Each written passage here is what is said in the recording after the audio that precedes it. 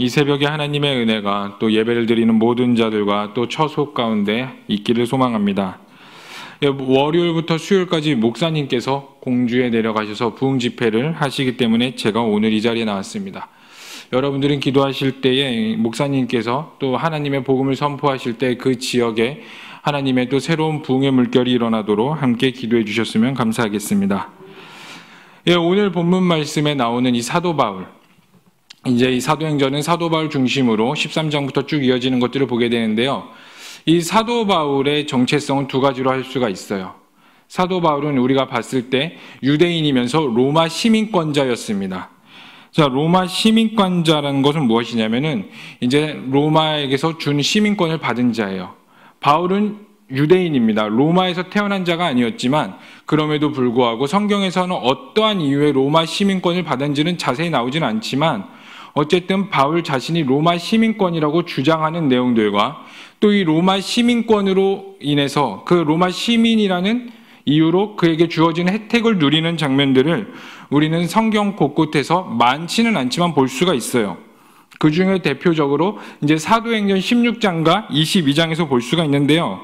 이제 그 16장과 22장에서 사도 바울이 자신의 이제 로마 시민권임을 주장합니다. 자, 바울이 복음을 전하는데 그들이 이제 바울이 복음을 전함으로 잡히게 돼요. 그리고 권세자들에게 고문을 받는데 고문을 받을 때 바울이 내가 로마 시민권자인데 너희들은 나의 죄목을 정하지도 않고 이렇게 나를 채찍질하고 괴롭혀도 되느냐라고 말했을 때 그 권세자들이 바울이 로마 시민권자임을 알고 두려워했다라고 성경은 말하고 있습니다.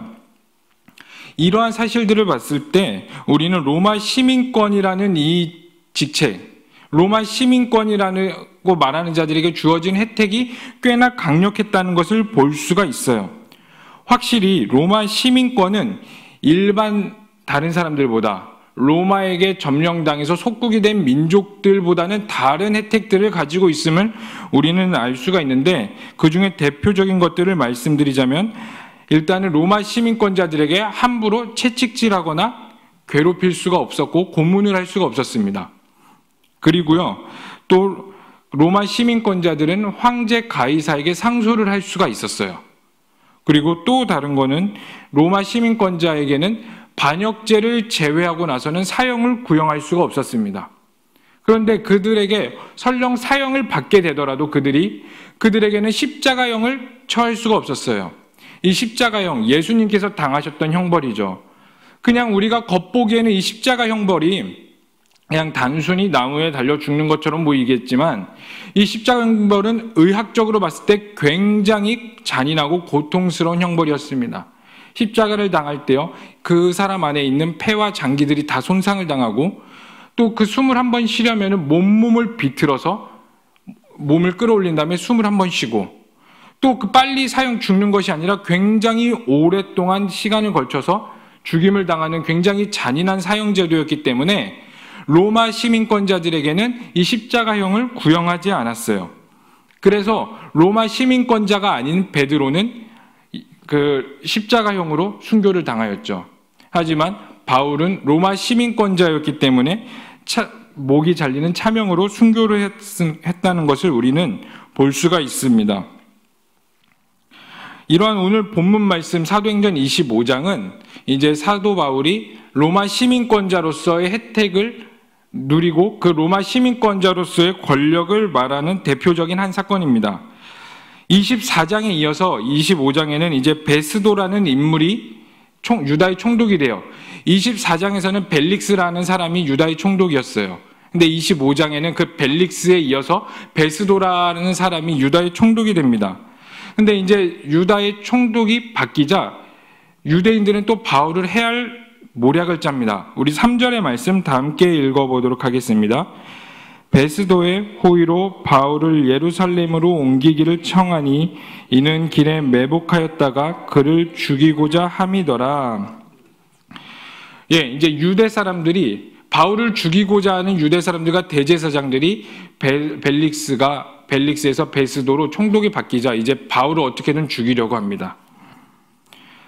이 바울의 삶을 살펴보면은 바울은 어디서든 목숨이 위협을 당했던 자였음을 보게 돼요. 바울은 현재 가이사랴에 있는 감옥에 구류되어 있었어요.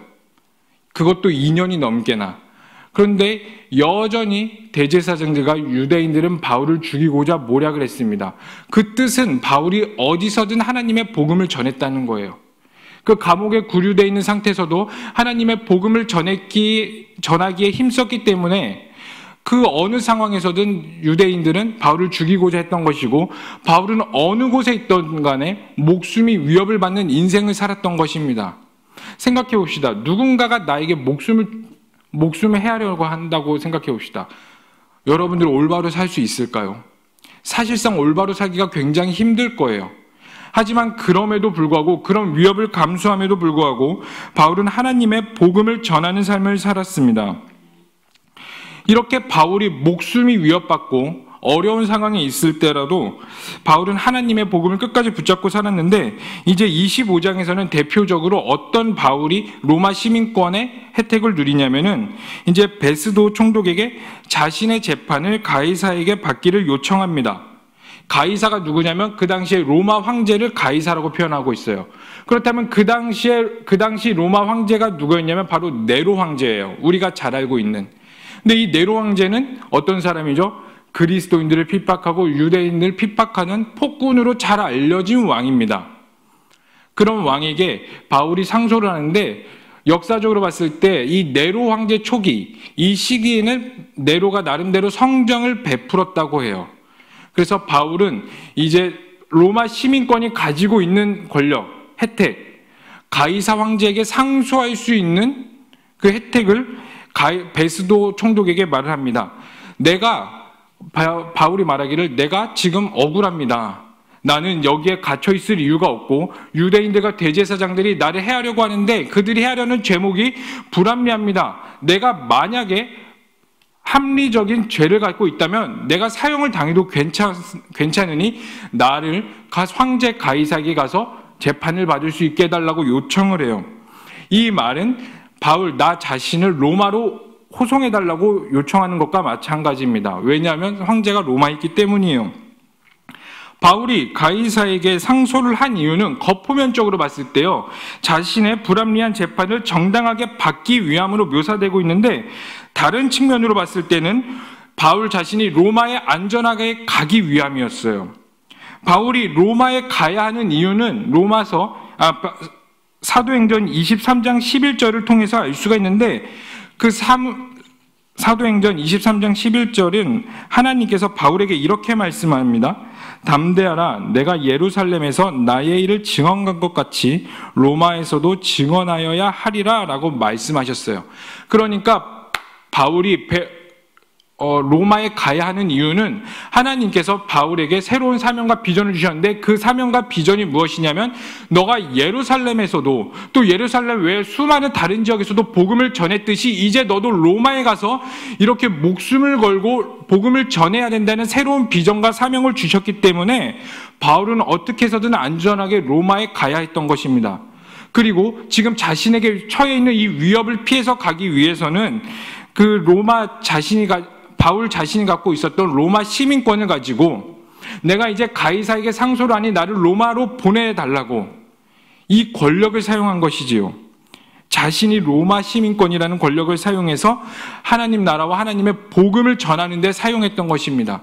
그래서 바울의 삶을, 이 부분만 아니라 바울의 여러 삶을 살펴봤을 때 바울이 가지고 있는 자신의 권력과 또 혜택을 자신의 목숨의 안위와 안전을 위해서만 사용한 것이 아니라 하나님의 나라와 하나님의 복음을 전하는 데 사용했다는 것을 우리는 오늘 본문을 통해서 알 수가 있어요.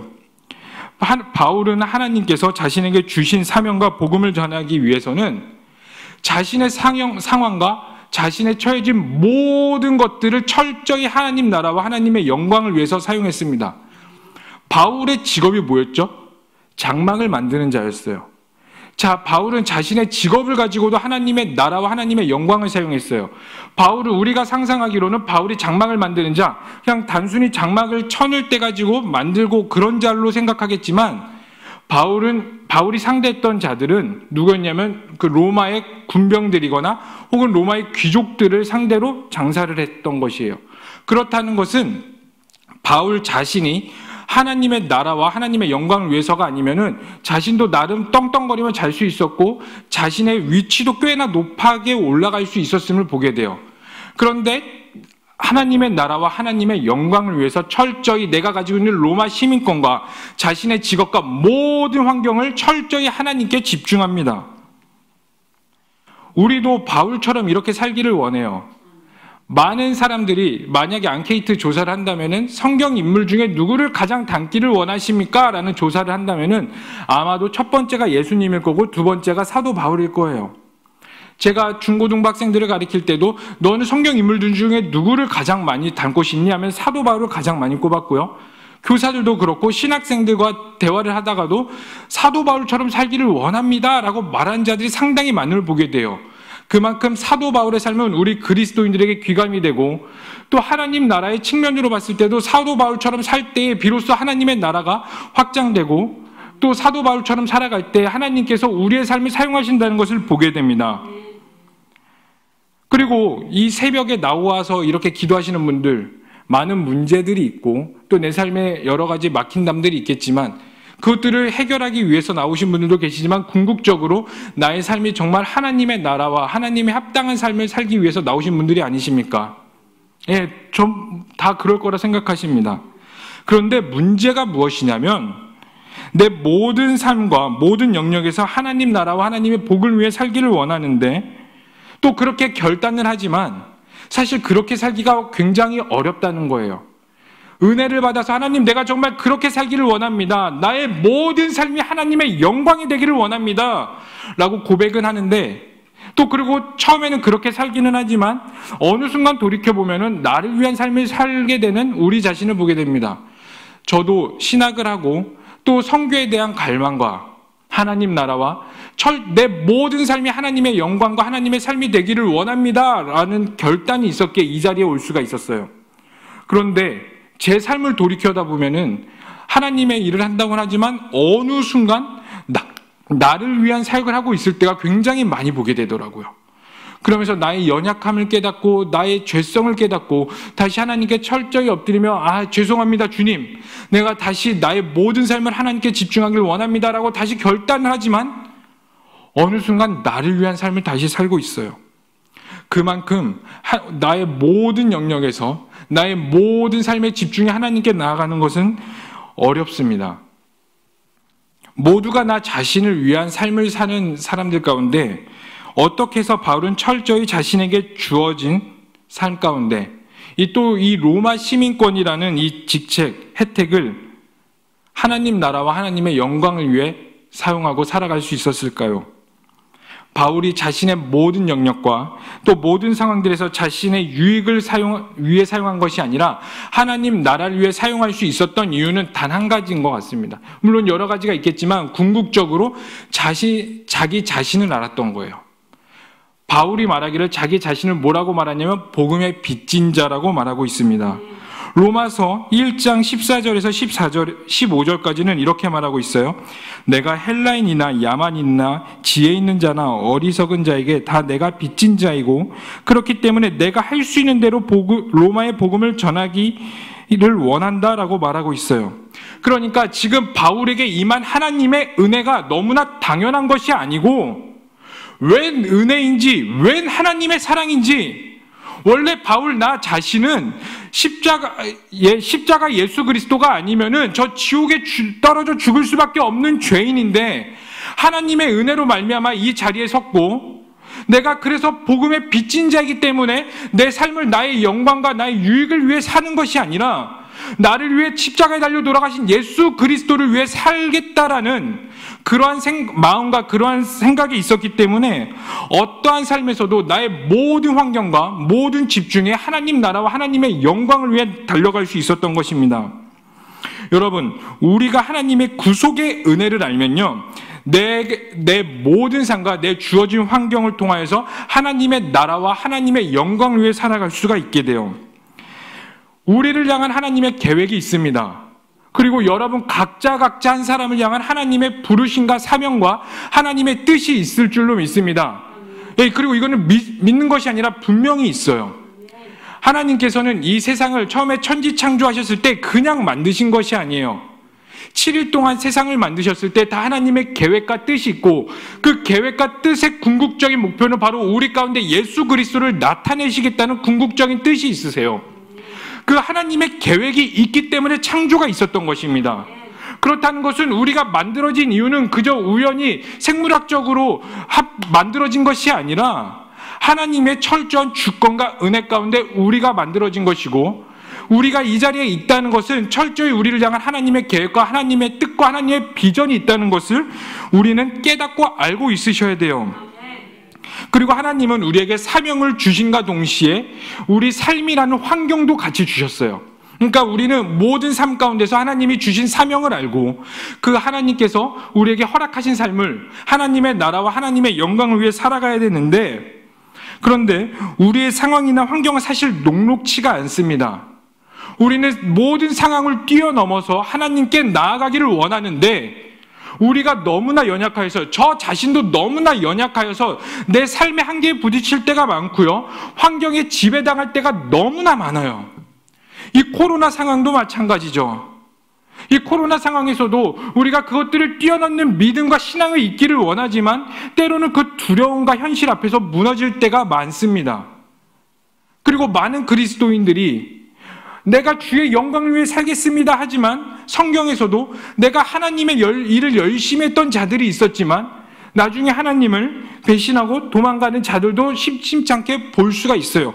그만큼 우리 삶에서 우리 삶을 뛰어넘는 신앙인이 되긴다는 것은 상당히 어려운 일이에요. 그렇다면 우리는 어떻게 나의 삶을 뛰어넘는 그리스도인이 되고 신앙인이 될 수 있을까요? 바로 우리 자신이 누군지 알면 돼요. 내가 누구입니까? 우리가 누구이죠?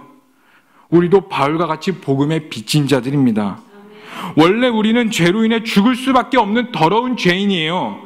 예수님께서 십자가에 달려 돌아가실 때 엘리 라마 사박다니, 나의 하나님 나의 하나님 어찌하여 나를 버리셨나이까, 이 십자가 앞에서 타셨던 이 절규가 원래는 우리가 그 지옥 앞에 떨어져서 지옥에서 외쳐야 될 절규예요.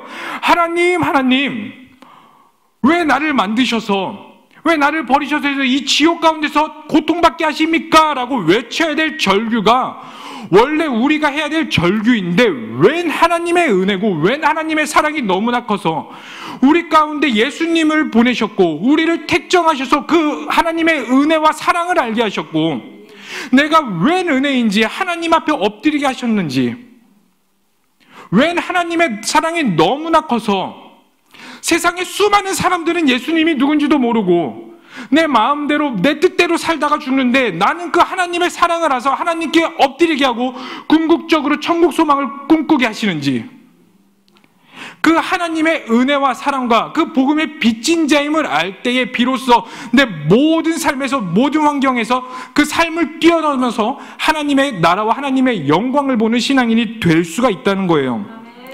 이것을 우리가 지식적으로만 아는 것이 아니라 내 삶의 모든 부분과 영으로 깨달았을 때에 바로 하나님의 나라와 나의 삶을 통하여 하나님이 주신 비전과 사명을 깨닫고 하나님의 영광을 위해 바울처럼 내 모든 영역에서 나의 영광과 나의 안위를 위해 살아가는 것이 아니라 하나님을 위해 철저히 살아갈 수가 있는 것입니다. 그리고 그들로 하여금 하나님의 나라가 확장이 되는 것이고, 궁극적으로 다시 오실 예수님의 길을 준비하게 되는 거예요. 다시 오실 예수님의 길을 꿈꾸게 되는 것이고요, 하나님의 나라를 꿈꾸게 되고 궁극적으로 천국 소망을 우리가 볼 수 있는 것입니다. 이 바울 시대의 로마라는 나라는 굉장히 큰 나라였어요. 그 당시에 세계관은 이 지중해 연안이었습니다. 그런데 그 지중해 연안을 다 정복한 나라가 로마였어요. 그러니까 일반 사람들이 보기에 로마라는 나라는 얼마나 큰 나라였을까요? 절대로 무너지지 않는 큰 벽처럼 보였을 것이고 나라처럼 보였을 거예요. 그래서 도미티아누스 황제라는 로마의 황제는 이제 자신을 신이라고 지칭을 했어요. 야, 이제 더 이상 나를 황제라 부르지 말고 신이라고 불러라, 이렇게 말했어요. 근데 로마 황제들은 이제 그 황제가 죽으면은 그 황제를 죽은 다음에 신격화시켰어요.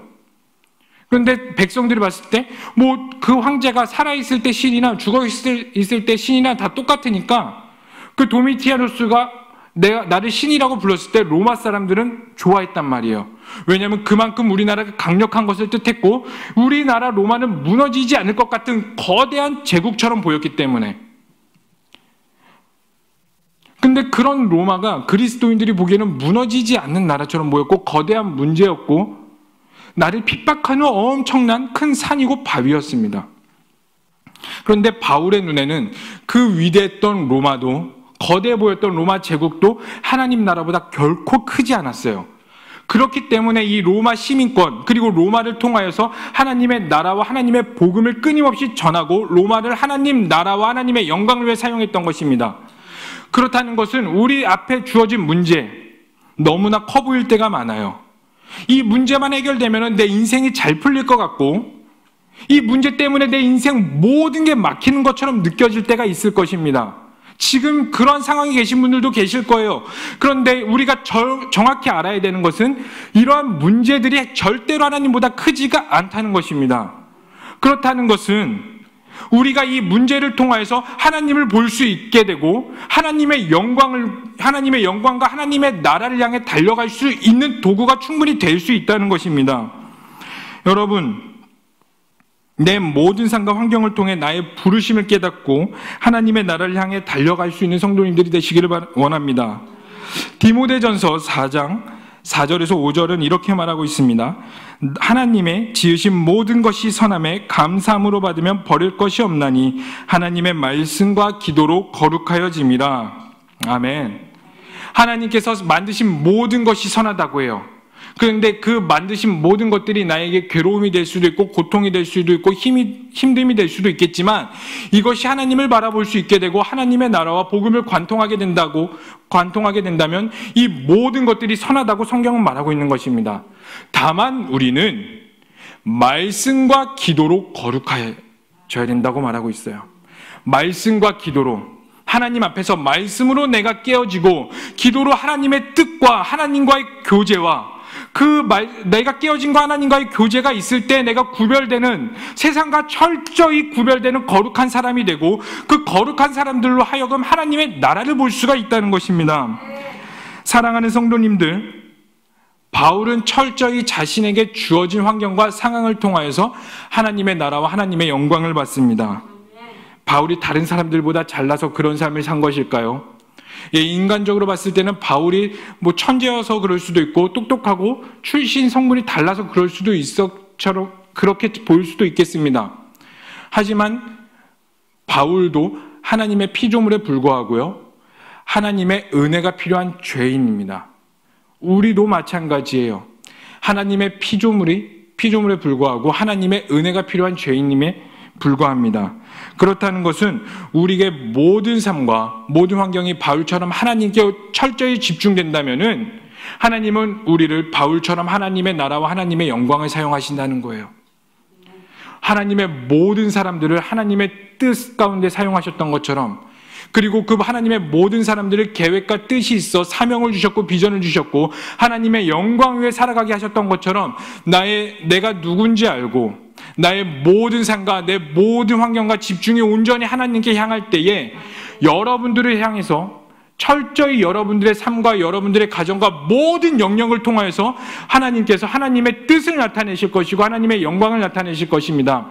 이 코로나 상황 가운데서도 모든 것이 막혀있는 상황 가운데서도 분명히 하나님은 하나님의 일을 행하시고요. 하나님의 사람들을 찾으시고 하나님의 일을 만들어 가십니다. 그걸 믿으시고 날마다 하나님 가운데 엎드리시는 성도님들이 되시기를 소망합니다. 우리 다 함께 하나님 앞에 기도하며 좀 나아가기를 소망합니다.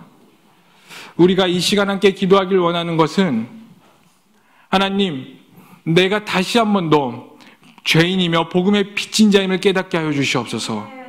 그래서 내 안에 그 복음의 구원의 감격이 다시 한 번 더 있게 하시고 그 복음의 감격으로 인해서 나를 부르신 하나님의 뜻을 다시 한 번 더 발견하게 하시고 철저히 나의 삶과 나의 모든 환경에 하나님의 나라를 보게 하여 주시옵소서.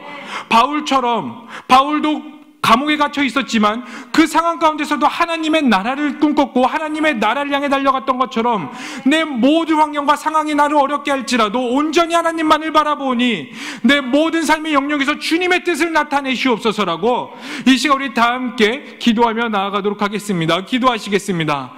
사랑의 하나님, 이 시간 우리가 하나님의 나라와 하나님의 영광을 바라보기를 원합니다. 하나님, 나의 모든 삶에서 하나님의 뜻을 발견하기를 원합니다.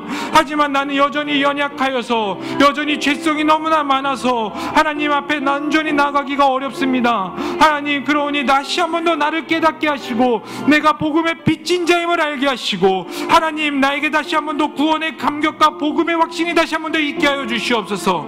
그리고 그 복음의 감격과 그 확신 가운데서 다시 한 번 더 하나님의 사명을 알게 하시고 하나님의 나라와 하나님의 비전을 보게 하시고 내 모든 영역 가운데서 하나님의 뜻과 하나님의 영광을 살아가게 하여 주시옵소서. 하나님, 하나님이 지으신 모든 것이 선함에 버릴 것이 없음을 고백합니다.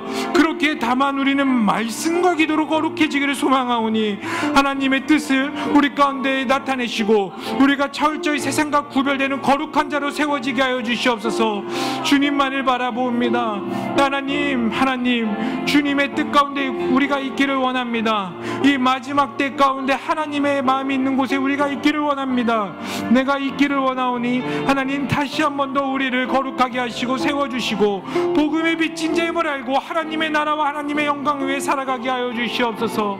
나의 모든 삶의 영역이 하나님께 초점을 맞추게 하시고 하나님의 영광 위에 달려가게 하여 주시옵소서. 주님만을 찬양합니다. 사랑의 하나님을 찬양합니다.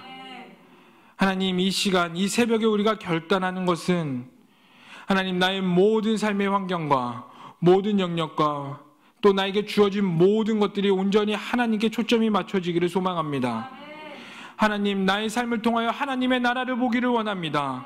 그리고 내가 처한 모든 곳에서 가정과 처소와 모든 영역 부분에서 하나님의 나라가 있기를 원하고 하나님의 복음을 전하는 하나님의 백성이 되기를 원하오니 하나님, 다시 한 번 더 나에게 복음의 빚진 자임을 깨닫게 하시고 구원의 감격이 있게 하시고 하나님의 뜻이 하늘에서 이루어진 것 같이 우리 삶에도 이루어지게 하여 주시옵소서.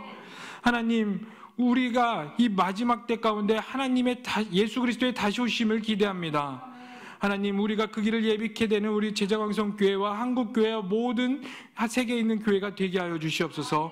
성령께서 다시 한 번 더 기름 부어 주시옵소서. 주님을 찬양합니다. 주님을 예배합니다. 행하실 주님을 기대합니다. 이 모든 걸 믿고 살아계신 예수님의 이름으로 기도합니다. 아멘.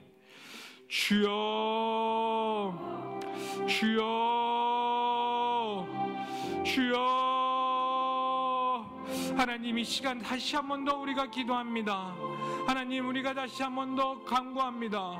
하나님, 나의 모든 삶과 모든 영역 가운데 철저히 하나님을 집중하기를 원합니다. 하나님의 나라에 집중하기를 원하고 하나님의 뜻에 집중하기를 원하고 나의 모든 영역이 온전히 주의 나라와 주의 복을 위해 달려가기를 소망하오니 다시 한 번 더 내 안에 복음의 감격이 있게 하여 주시옵소서. 복음의 빚진 자임을 깨닫게 하시고 하나님의 은혜를 다시 한 번 더 부어 주시옵소서. 성령께서 기름 부어 주시옵소서.